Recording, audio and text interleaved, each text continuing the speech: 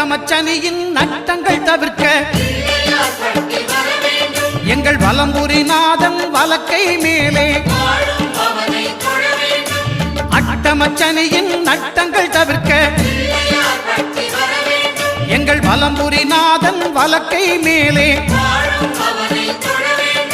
வாழ்ந்திட வைப்பதும் தாழ்ந்திட வைப்பதும் சனி பகவானின் செயல் அல்லவா அந்த கணபதி கரத்தை கண்டவர் தமக்கு சனியின் பார்வை நலம் அல்லவா